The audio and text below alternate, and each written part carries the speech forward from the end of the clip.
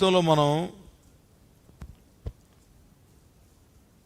పర్ఫెక్ట్గా మనం ముందుకు వెళ్ళాలి అని అంటే, మనం అనుకున్నటువంటి గోల్ను మనం సాధించాలి అని అంటే, చాలామందికి కావలసినటువంటి విషయాలు ఇప్పుడు మనం తెలుసుకోబోతున్నాం.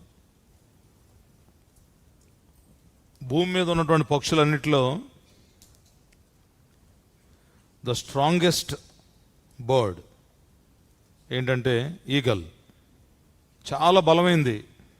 The strongest bird eagle. Eagle is the king of birds kingdom. Raju,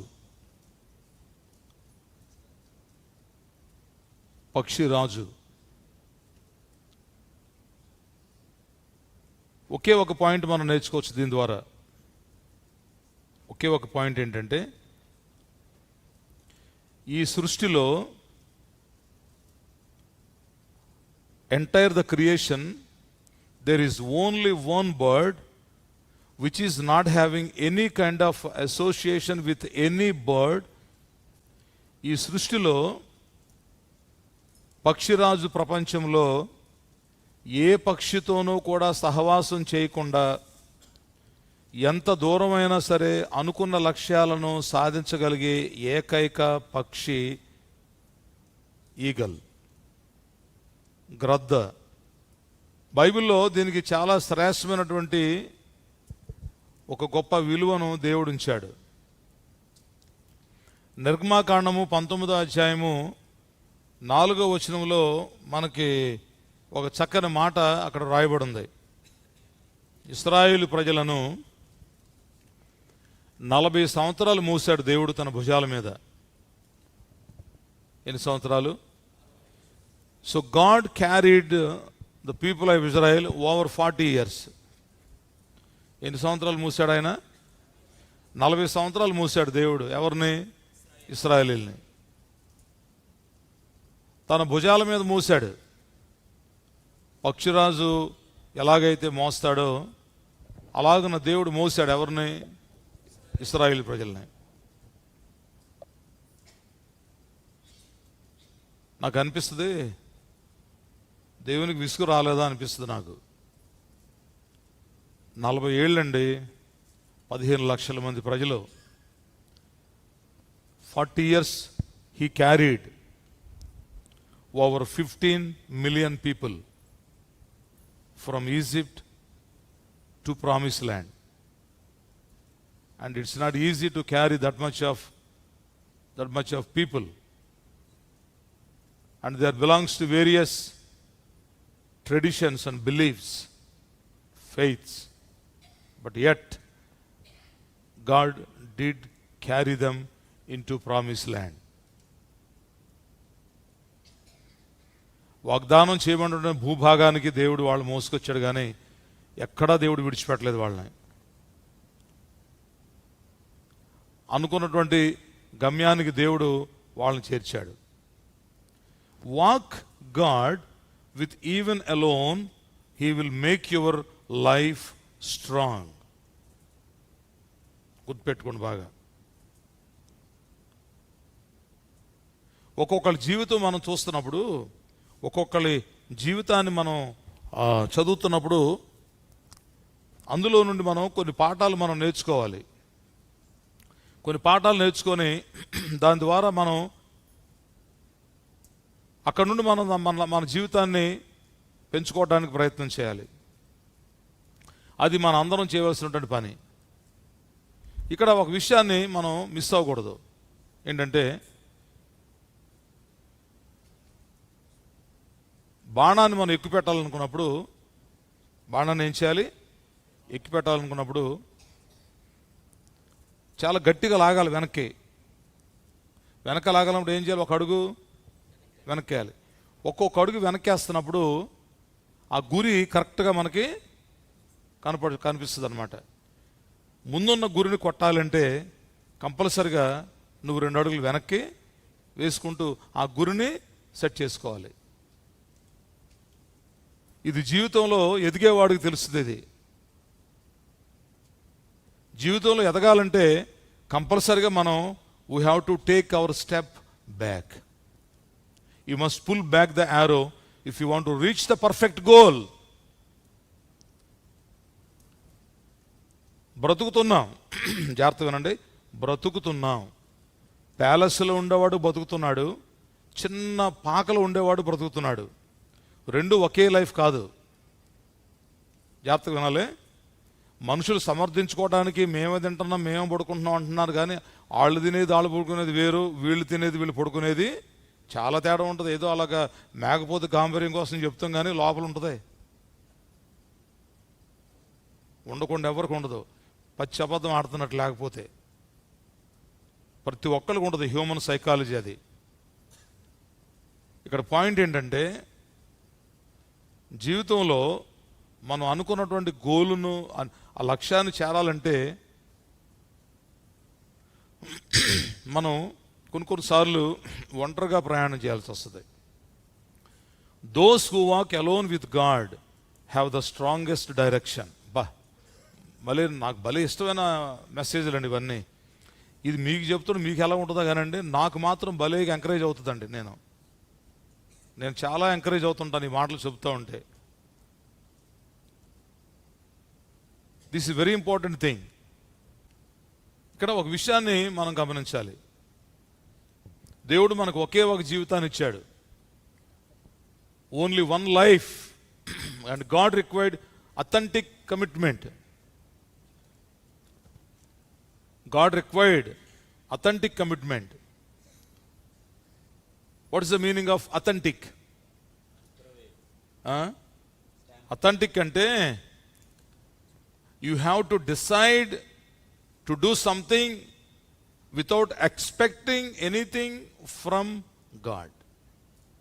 That is called authentic commitment. దేవుని యొక్క పని చేస్తూ దేవుని నుండి ఏది ఆశించకుండా ఎవరైతే పనిచేస్తారో వాళ్ళని they are having authentic commitment. అది ఆ అథెంటిక్ కమిట్మెంట్ అనేది చాలా మందిలో లేదు. మేము దుబాయ్లో సేవ చేస్తున్నాం. రువైస్ అనేది చాలా దూరంలో ఉన్న ప్రాంతం. నేను డ్యూటీలు వేసి అలసిపోయా. ఏమనుకోకండి, భార్యలు రానంతకాలం నా దగ్గర ఉన్న వాళ్ళందరూ భలే పని చేసేవాళ్ళు. ఎందుకంటే దుబాయ్ క్రీస్తు సంఘస్థులు కూడా చూస్తున్నారు లైవ్ ఇది. భార్యలు రానంతసేపు ప్రార్థన చేయమంటారు, మా ఆవిడ రావాలని. సరే ప్రార్థన చేస్తాం. ప్రార్థన చూడండి,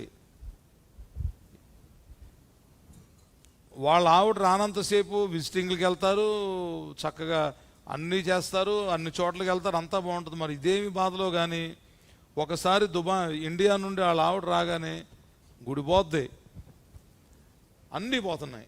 ఆ స్పిరిట్ ఉండలేదు వాళ్ళలో. కమిట్మెంట్ అనేది వాళ్ళలో నుంచి పోతుంది.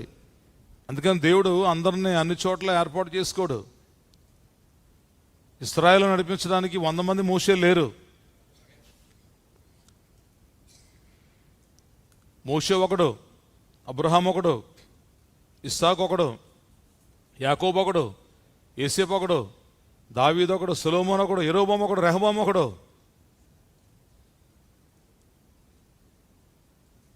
Too many cooks spoil food.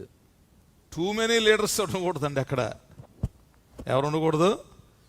Too many leaders ఉండకూడదు. మనం ఒకే ఒక జీవితం ఉంది. One life to choose and to serve.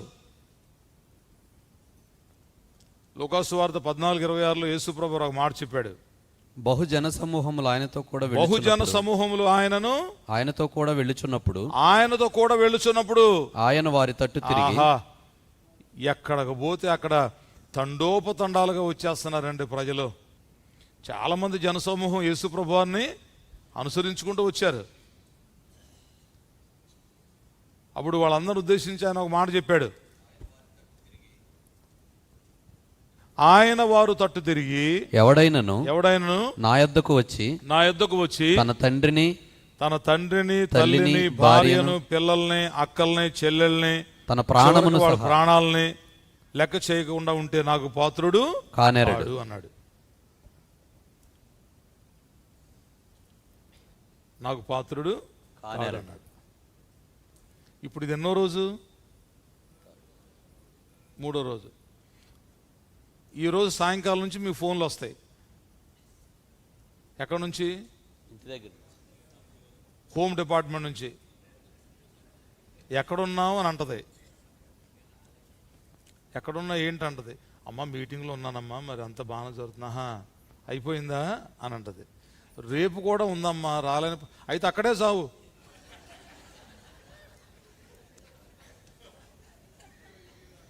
అయితే ఆయన దగ్గరే చావు. నువ్వు ఎవరి దగ్గర? మీ అయ్యగారి దగ్గరే చావు. ఇక నేను నా పిల్లలు ఎందుకులే, నువ్వు చావు.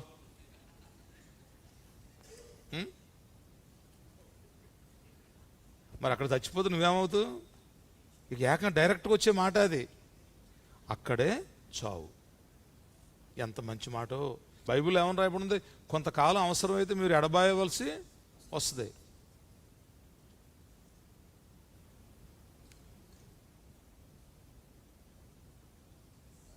గ్రద్దని ఎప్పుడన్నా దగ్గరకు చూస్తే నిద్రపట్ట తెలుసు మీకు? చాలా భయంకరంగా ఉంటుంది అనమాట. దేనికన్ను? గ్రద్ద. Eagle is silent and has the will power to touch the sky. ఫిలిప్పీలకు రాసిన పత్రిక 4:13. The book of Philippians chapter 4:13. I can do all things through him who strengthens me. నన్ను బలపరచువాని యందు నేను సమస్తమును చేయగలను. I can do all things. Eagle fly alone at high altitude. 10,000 అడుగులు ప్రయాణం చేస్తుందండి ఈ గద్ద. ఎన్ని అడుగులు? 10,000 అడుగులు. దీని వింగ్స్ స్పాన్ చాలా పెద్దవి. దీని గ్రద్దవి చాలా పెద్ద స్పాన్. ఒకసారి ఇలా పైకి పెట్టి కింద ఉందంటే 2500 feet వెళ్తుంది అనమాట. అంత హై వింగ్ స్పాన్ స్ట్రెంత్ అనమాట. దీనిది గ్రద్దది. గ్రద్దకున్న గుణం ఏంటంటే అవకాశం కొరకు ఎదురు చూస్తూ, అవకాశము అనుకూలంగా ఉన్నప్పుడు మాత్రమే ప్రయాణం చేస్తుంది. ఏది? గ్రద్ద. మనం దేవుని కొరకు చాలా కనిపెట్టాలి. మనం యెషయా గ్రంథం 40:31లో the book of Isaiah and book of Exodus. యెహోవా కొరకు ఎదురు చూచువారు, యెహోవా కొరకు ఎదురు చూచువారు నూతన బలం పొందుదురు. యెహోవా కొరకు ఎదురు చూచువారు నూతన బలం పొందురు. మనకు తొందర ఎక్కువ. అన్నీ వెంటనే అయిపోవాలి. Exodus chapter 14:13. ఇశ్రాయేలు అందరూ ఐగుప్తు నుంచి బయటకు వచ్చారు. పాపం వెళ్ళిపోమన్నాడు ఎవరు? ఫరో. మళ్ళా వెంటనే మనసు మార్చుకున్నాడు. మనసు మార్చుకొని వీళ్ళ చంపటానికి బయలుదేరాడు. వీళ్ళు ఎర్ర సముద్రం దగ్గరకు వచ్చి నుంచున్నారు. 15 లక్షల మంది ప్రజలు. ఫరో ఏమో వెనకాల తరుముకుంటూ వస్తున్నాడు. జాగ్రత్తగా వినాలి. అంటే ప్రజల్లో ఎంత షార్ట్ టెంపర్ ఉందంటే, ప్రజల్లో ఎంత అవిశ్వాసం ఉందో దేవుని పట్ల చూడండి. అప్పుడే God has done so many, Moses has done so many wonders in Egypt and brought the people from Egypt, and even 24 hours not completed. Just they're getting out from the Egypt and going to promised land, and they have to cross the Red Sea. And there is a Red Sea. అక్కడ ఉన్నారు. ఫరో సైన్యం, the army of Pharaoh, they are very very very close. ప్రజలందరూ ఏమంటున్నారు తెలుసా? మోషే, కంగారు పడదులే, మనం దేవుడు మనల్ని విడిపిస్తాడులే అని అంటలా. మోషే, మాకెక్కడా సోటు లేదని తీసుకొచ్చావు ఎక్కడ సమాధి చేయటానికి, మమ్మల్ని ఏం చేద్దామని తీసుకొచ్చావు, మమ్మల్ని చంపటానికి తీసుకొచ్చావా? మోషేని ఒత్తిడి తెస్తున్నారు. ఎవరి మీదకి? మోషే మీదకి. 15 లక్షల మంది అయ్యా. 15 million people are giving high pressure for a single man called Moses.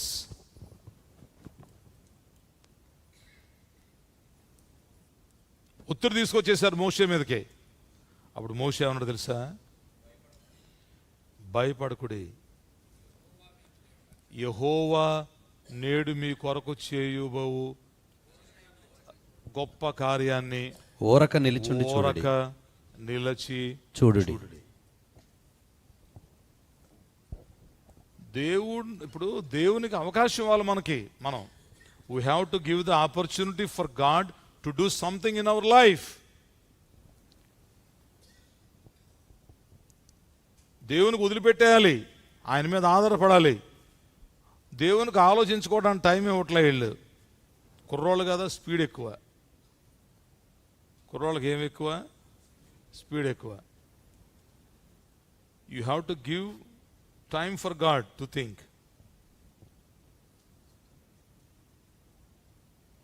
People don't understand your dreams. ప్రజలకి నీ యొక్క ఉద్దేశాలు, నీ తలంపులు కొన్నిసార్లు అర్థం కావు. అయినా సరే నీ గమ్యస్థానాన్ని నువ్వు విడిచిపెట్టకూడదు.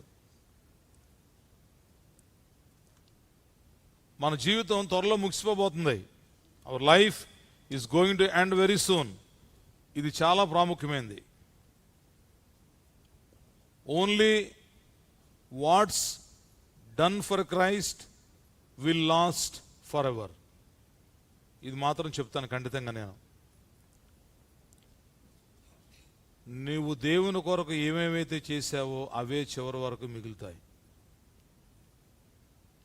నీ కుటుంబం కోసం, నీ పిల్లల కోసం చేసింది ఏది కూడా నిలబడదు, శాశ్వతంగా ఉండదు. ఇది పచ్చి నిజం.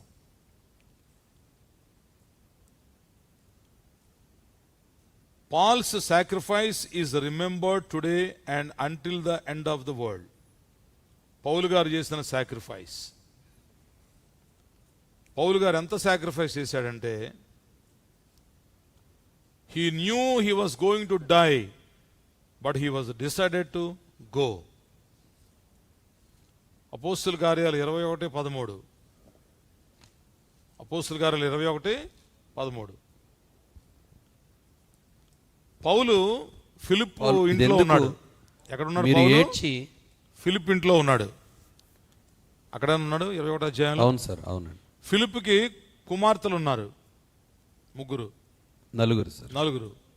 వాళ్ళు ప్రవచిస్తున్నారు. నువ్వు యెరూషలేం వెళితే అక్కడ నిన్ను బంధిస్తారు, నువ్వు అక్కడికి వెళ్ళొద్దు అని చెప్పేసి అని పౌలు గారిని బ్రతిమలాడారు. నేను మణిపూర్ బయలుదేరినప్పుడు అసలు ఎందుకు వెళ్ళానో నాకే తెలియట్లా, ఎలాగ వెళ్ళానో నాకే తెలియలేదు, ఎలాగ తీసుకెళ్ళాడో కూడా దేవుడు నాకే తెలియలేదు. నా జీవితంలో అలాంటి ప్రయాణం ఎప్పుడూ చేయలేదు నేను. పెద్ద పెద్ద బండలు పడిపోయినాయండి మా మీద దారిలో మేము వెళ్తుంటే. మా కారు వెళ్తూనే ఉంది, పెద్ద పెద్ద బండలు ఇరిగి పడుతున్నాయి అన్నమాట. 4.5 గంటలు ప్రయాణం చేయవలసిన రోడ్డులో 14.5 గంటలు ప్రయాణం చేశాం. 14.5 hours ఉన్నాను కారులో. బహుశా నాకు తెలిసి భారతదేశంలో ఎవరు అలా ప్రయాణం చేసి ఉండరు. అలా చేయబట్టి 67 మంది పిల్లలు వచ్చారండి ఇక్కడికి. ఎంతమంది మాటలా?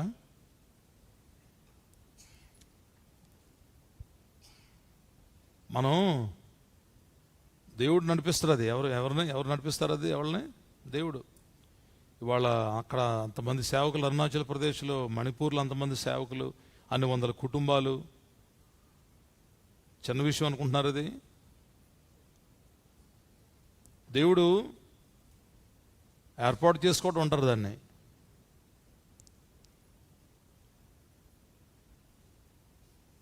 రాళ్ళు పెట్టి కొట్టేశారండి పాపం పౌల్ని. ఎక్కడ? యెరూషలేములో. చచ్చిపోయాడు అనుకొని పట్టుకొని ఈడ్చేశారు బయటికి. అక్కడితో ఆగిపోయాడా? మళ్ళీ వాడెక్కాడు. He was stoned in Jerusalem, but he never stopped his journey. Then again, he took the sail and traveling to Rome. And the ship was wrecked. వాడేమైపోయింది? బద్దలైపోయింది. భయంకరమైనటువంటి చలి, మంచు కురికే చలి. ఏం బాధలండి అవి పాపం ఆయనకి. చెక్కలు పట్టుకొని ఒడ్డు కొట్టుకొచ్చాడు పాపం. వచ్చి ఒక ద్వీపంలో పడ్డాడు. మెలితే అనే ద్వీపంలో పడ్డాడు. అక్కడ ఎలాగ అయిపోయిన తర్వాత తీసుకెళ్లారు. ఎక్కడికి? రోమా తీసుకెళ్లారు. ఎక్కడికి? రోమా. ఎందుకు వెళ్ళాలనుకున్నాడు తెలుసా పౌలు? మాసిదోనియా, అక్కయ్య సంఘాల వాళ్ళు కొంత డబ్బు ఇచ్చారు పేదలైన వాళ్ళకి సహాయం చేయమని. ఆ సహాయం తీసుకొని బయలుదేరాడండి అతను యెరూషలేము. అందుకని అక్కడ బంధించబడ్డాడు. లేకపోతే పౌలుని యెరూషలేములో బంధించేవాళ్ళు కారు. చదవండి ఒకసారి రోమీయులకు రాసిన పత్రిక. ఎందుకు వెళ్ళాడు అక్కడికి? పిల్ల సంబంధమా, కొడుకు సంబంధంకి వెళ్ళాడా? దేనికి వెళ్ళాడు? He has longed to see them for years. Before he comes, he must deliver a gift of financial aid from Gentile Christians to the poor Jewish believers in Jerusalem. యెరూషలేములో పేదలైనటువంటి క్రైస్తవులకు సహాయం చేయమని ఇచ్చిన డబ్బు తీసుకొని ఇవ్వటానికి వచ్చాడు మహానుభావుడు. ఎక్కడికి? యెరూషలేము. There he was arrested.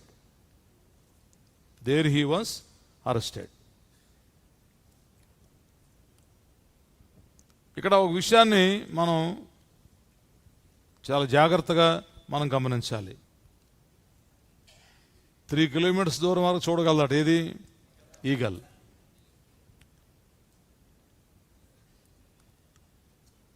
మన కళ్ళు ఆత్మ సంబంధంగా బ్లర్ అవ్వకూడదు. మనవి బ్లర్ అయితే మనం ఏ విషయాలను చూడలేం మనం కదా. పేతురు నేను నడుస్తానన్నాడు నీళ్ళ మీద. ఏమన్నాడు? నడవమన్నాడు. నడిచాడా లేదా? నడిచాడు. కానీ గాలిని చూసి కొంత దూరం వెళ్ళిపోయిన తర్వాత మునిగిపోతున్నాడు. His vision become blur. Peter vision become blur. Then he began to sink. కళ్ళు బ్లర్ అయిపోయాయి. ఎవరికి? పేతురికి. కళ్ళు బ్లర్ అయితే నెక్స్ట్ స్టెప్ మునగటమే. పెద్దోళ్ళు ఒక మాట అంటారు, ఒరేయ్ వీడికి కన్ను మిన్ను కానట్లేదురా అంటారు. ఏమంటారు? దీనికి కన్ను మిన్ను కానట్లేదురో అంటారు ఆడవాళ్ళని. కన్ను మిన్ను కానట్లేదు అనే పదానికి అర్థం ఏంటి?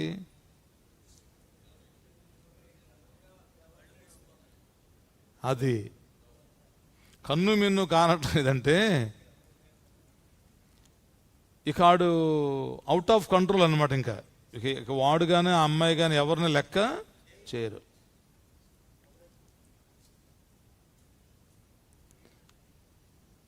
ఒక స్టేషన్లో గొడవ చెప్తున్నాడు ఎస్ఐ. కాపురానికి ఇల్లమ్మా అంటున్నాడట. నేను పోను అంటుందట. ఏమంటుంది? మరి పెళ్ళి ఎందుకు చేసుకున్నావు? నువ్వు కాపురానికి పో. నేను పోను. మరి పెళ్ళి ఎందుకు చేసుకున్నావు? ఏమో.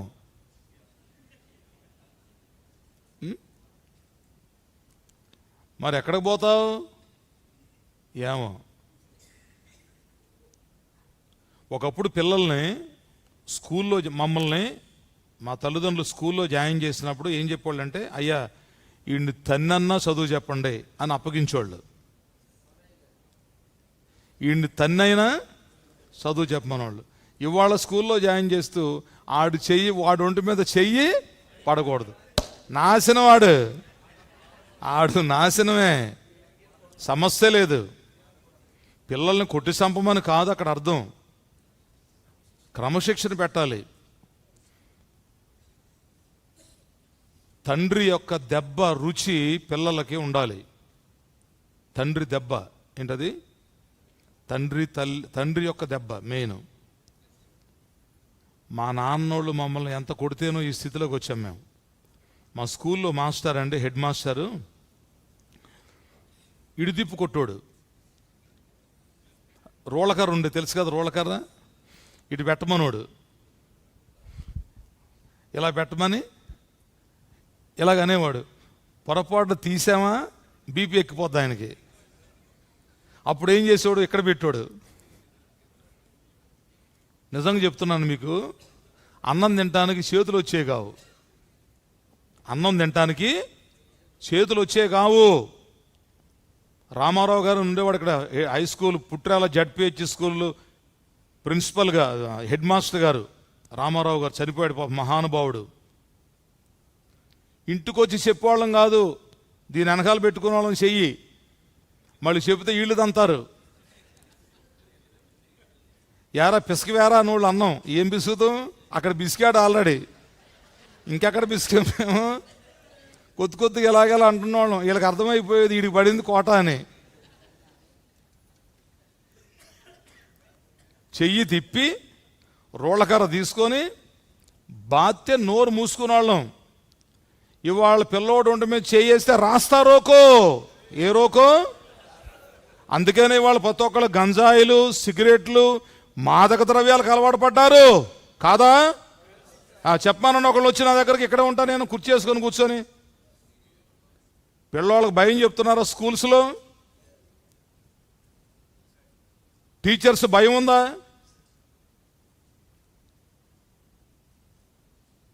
మళ్ళీ దీనికి మళ్ళీ అన్ని రకరకాల ప్రయత్నాలు చేయటం, డ్రగ్స్ మానే, అదేదో ముందే పిల్లవాళ్ళకి భయం చెప్తే బాధ ఉండదుగా.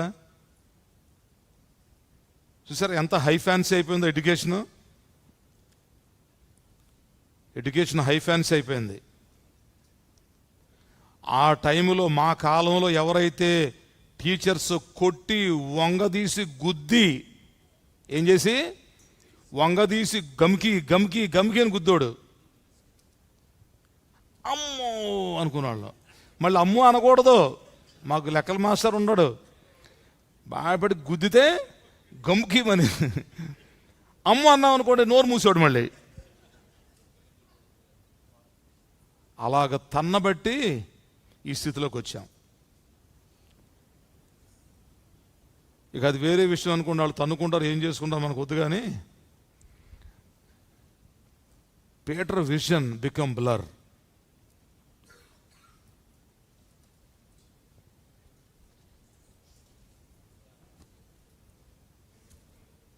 Eagle do not eat dead things. చచ్చిపోయినటువంటి వాటిని ఎప్పుడు తిందో. ఏది? గ్రద్ద. ఫ్రెష్ ఫుడ్ తింటది. సముద్రం మీద ప్రయాణం చేసుకుంటూ అలాగొచ్చి ఎగురుతున్నటువంటి చేపల్ని పట్టుకొని తీసుకెళ్ళి తినేస్తుంది. ఏది? గ్రద్ద. పేతురు రాసిన పత్రికలు చెప్తున్నాడు మనకి ఏమని? 2 పేతురు నీతి మార్గమును వచనాల్లో అనుభవపూర్వకముగా తెలుసుకొని తమకు అప్పగించబడిన పరిశుద్ధమైన ఆజ్ఞ నుండి తొలగిపోవుట కంటే ఆ మార్గము అనుభవపూర్వకముగా తెలియకుండుటే వారికి మేలు. అది కుక్క తన వాంతికి తిరిగినట్టును, కడగబడిన పంది బురదలో దొర్లునట్టును మళ్ళినట్టును అను నిజమైన సామెత చొప్పున వీరికి సంభవించెను. గ్రద్దకున్నటువంటి మరొక క్వాలిఫికేషన్ ఏంటంటే,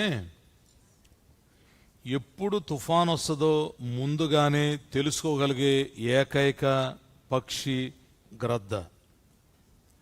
there is only one bird on this creation which can able to find out and identified when the storms will come. తుఫాన్లు ఎప్పుడు వస్తాయో చెప్పగలుగుతుంది అన్నమాట. ఇది ఎన్ని క్వాలిఫికేషన్స్ ఉన్నాయో తెలుసా అండి దీనికి.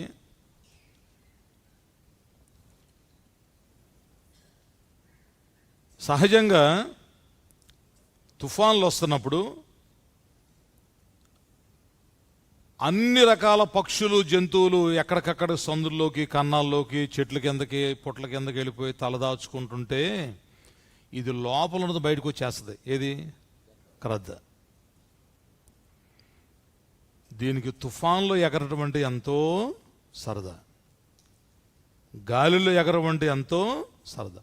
తుఫాన్లు కూడా లెక్క చేయకుండా 10,000 అడుగుల ఎత్తుకు ఎగరగలిగే ఒకే ఒక పక్షి గ్రద్ద.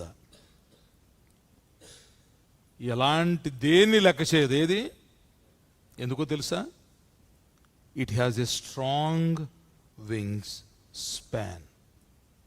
దాని రెక్కలకంతా బలం. చాలామంది నన్ను సర్వసాధారణంగా అడిగే ఒకే ఒక ప్రశ్న, మీకు ఇంత ధైర్యం ఎక్కడి నుంచి వస్తుందండి అని. ఇదే ప్రశ్న ఎక్కడికి వెళ్ళినా సరే నన్ను ఏదో ఒక టైంలో ఎవరో ఒకళ్ళు అడిగే ప్రశ్న ఇదే. I have the same wings span like the eagle does. దేవుని యొక్క బలం. ఎవరి బలం? అది యెహోవా. ఎవరి బలం? యెహోవా నా బలమా, యథార్థమైనది నీ మార్గం, పరిపూర్ణమైనది నీ మార్గం. యెహోవా. ఎంత అసలు పాట పాడుతున్న ఎంత ఆనందం వేస్తుంది తెలుసా? Wonderful song. యెహోవా నా బలమా.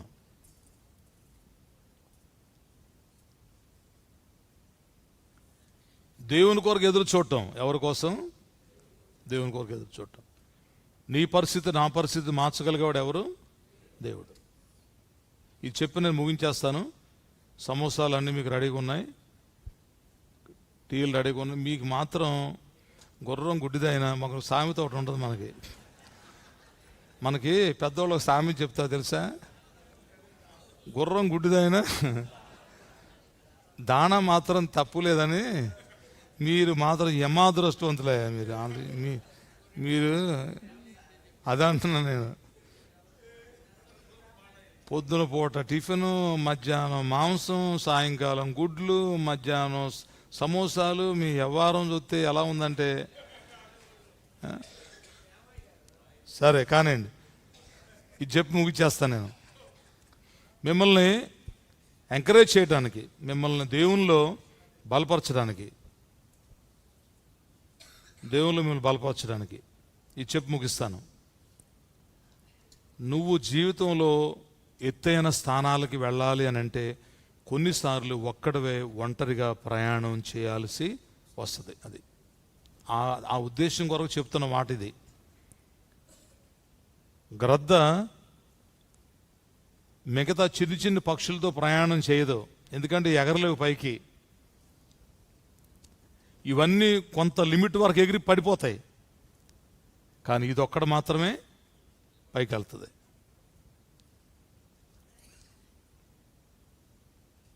గిన్నె పట్టుకొని అడుక్కుంటుండే ఒక అతను. ఎక్కడ? శృంగారమైన దేవాలయం వద్ద. ఏ లేమ్ బెగ్గర్. ఒక రోజున అనుకోకుండా పేతురు యోహానులు ఆ దేవాలయంలోనికి వచ్చారు.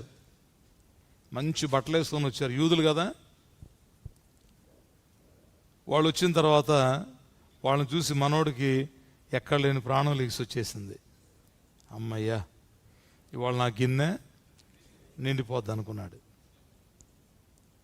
వాళ్ళు రాగానే గిన్నె చూపించాడు. ఏం చూపించాడు? గిన్నె చూపించాడు. అప్పుడు పేతురు వాడెంక చూసి, మా తట్టు చూడమని. పేతురు కూడా, వీళ్ళు కూడా ఆడెంక చూశారు. ఆడు కూడా చూశాడు. ఈ దెబ్బతో నా గిన్నె ఫుల్ అనుకున్నాడు.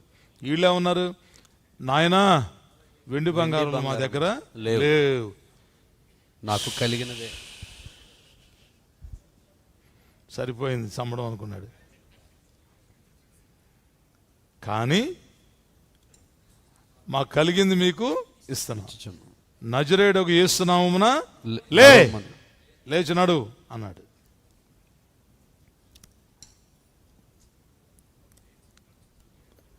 దేవుడు నేను దీవించడం మొదలు పెడితే నీకున్న గిన్నె సరిపోదయ్యా. As long as you have a cup mentality, నువ్వు పైకి రావు.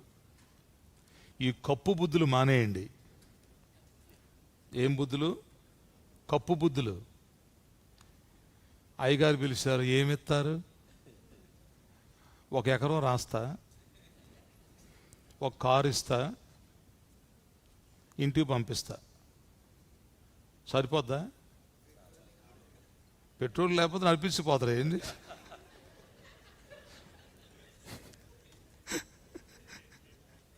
అది ఎంత తాగుద్దో తెలుసా? పెద్ద బండి. మీ రక్తం కూడా సరిపోదు.